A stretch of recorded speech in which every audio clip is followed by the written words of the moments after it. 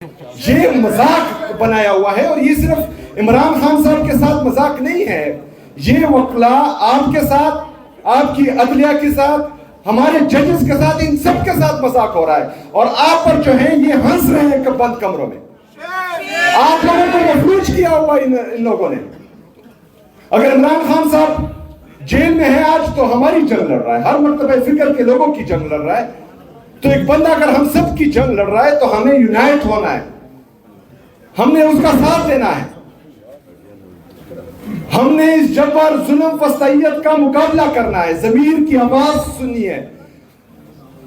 اگر ضمیر مردہ ہے تو پھر تو ٹھیک ہے، بیٹھو آرام سے، لیکن کسی کا بھی اگر 1% بھی ضمیر زندہ ہے تو وہ اس 26ویں آئینی ترمیم کے خلاف بھی کھڑا ہوگا، 27ویں آئینی ترمیم کے خلاف بھی کھڑا ہوگا، جو انفیئر ٹرائلز ہو رہے ہیں، چاہے وہ صحافیوں کے ہیں چاہے پولیٹیشنز کے ہیں، اس کے خلاف بھی کھڑا ہوگا، اور یہ ڈیمانڈ کرے گا کہ جتنے بھی ہمارے پورے پاکستان میں سیاسی ورکرز ہیں جن کو ناحق قید کیا ہوا ہے، یہ ڈیمانڈ کریں گے کہ ان سب کو رہائی ملے۔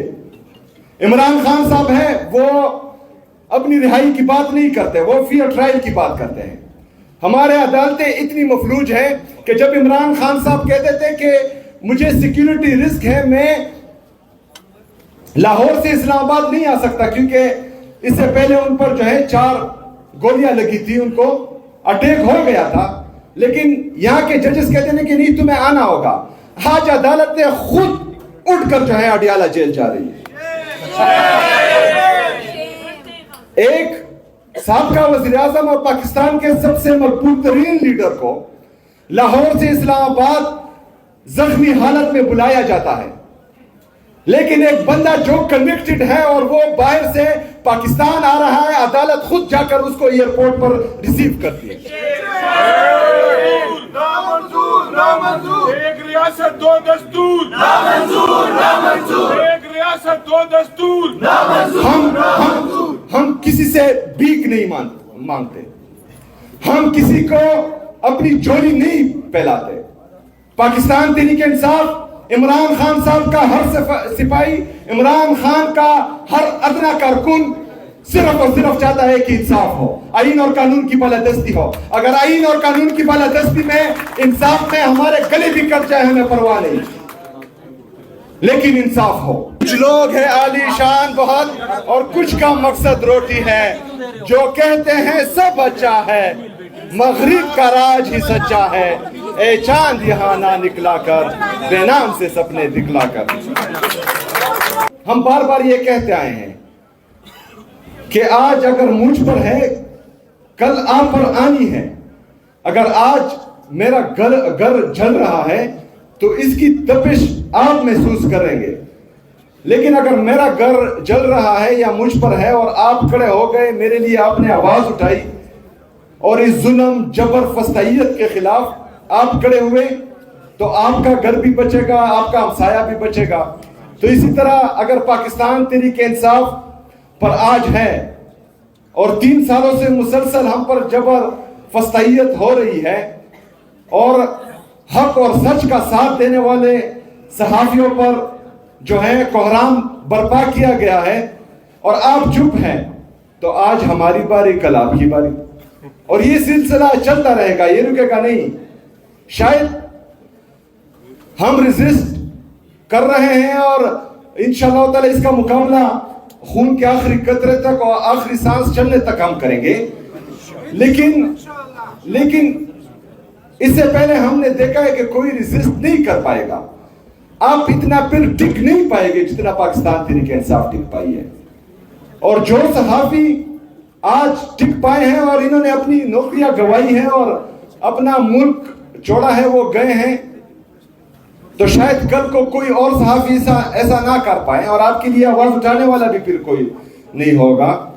تو ہم چاہتے ہیں جو عمران خان صاحب کی حقیقی آزادی کی تحریک ہے، جس میں صرف اور صرف جمہوریت کو مضبوط کرنا، آئین اور قانون کی بالادستی لانا، آزاد عدلیہ کی بحالی، کیونکہ چٹ کے ذریعے اگر فیصلے ہو رہے ہیں تو پھر ہم اور کیا گلے کر سکتے ہیں۔ 3 जजेस जो ये हुक्म देते हैं सुपरटेंडेंट अडियाला जेल को कि मेरी मुलाकात मेरे लीडर मेरे कायद जनाब इमरान खान साहब से कराई जाए, और 3 जजेस के ऑर्डर एक सुपरटेंडेंट जो है वो रद्दी की टोकरी में फेंक देता है, तो हम बाकी इंसाफ की क्या तवक्को कर सकते हैं? कौन बचाएगा पाकिस्तान? इमरान खान, इमरान खान। कौन बचाएगा पाकिस्तान? इमरान खान, इमरान खान। कौन बचाएगा पाकिस्तान? इमरान खान, इमरान। इमरान खान साहब, उसको अल्लाह ताला ने सब कुछ दिया हुआ है, उसे किसी चीज की जरूरत ही नहीं है। अगर वो इसके बावजूद भी जेल में है तो वो हमारी जंग लड़ रहा है, वो पाकिस्तान में हर मकतबा फिक्र के लोगों की जंग लड़ रहा है। उसके साथ तो हो रहा है, तकरीबन 3 साल मुकम्मल होने को है।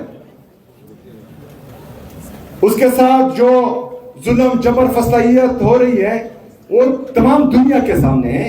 इद्दत जैसे घटिया केसेस जिसका इस्लामी तारीख में कोई मिसाल नहीं मिलती, उस पर किए गए। तोशाखाना का केस क्या है? मतलब गाड़ियां लेने वाले आज हुक्मरान बैठे हैं और कानूनी तरीके से कोई चीज लेने वाला जेल में बैठा हुआ है। आज पाकिस्तान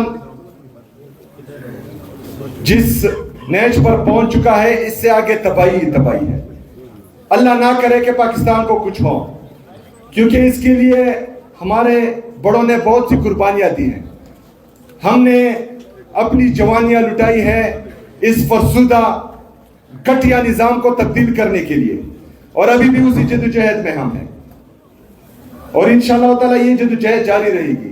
लेकिन आप लोगों पर बहुत बड़ी जिम्मेदारी आती है। शायद मैं कानून को इतना ना समझूं, आप लोग समझते हैं। पाकिस्तानी कौम की आप लोगों की तरफ आंखें हैं और आप लोगों से ही उम्मीदें हैं। अगर आप लोग आईन और कानून की बालादस्ती के लिए और आजाद अदलिया की बहाली के लिए खड़े ना हुए तो हमारे आने वाले बच्चे हम पर भी तुकेंगे और आप पर भी तुकेंगे। आप लोगों ने खड़ा होना है। हमारे जजेस अदलिया मफलूज होने के बाद शायद हमारे जजेस ये चाह रहे हों कि आप और हम खड़े हों, उनको आजाद करने के लिए हम खड़े हों। तो मैं इस स्टेज से आपको ये यकीन दिलाता हूं कि हमारे वकला तहरीक का ऐलान करें, इंशाअल्लाह ताला पाकिस्तान का हर नौजवान आपका साथ देगा और आपके साथ खड़ा होगा इंशाअल्लाह।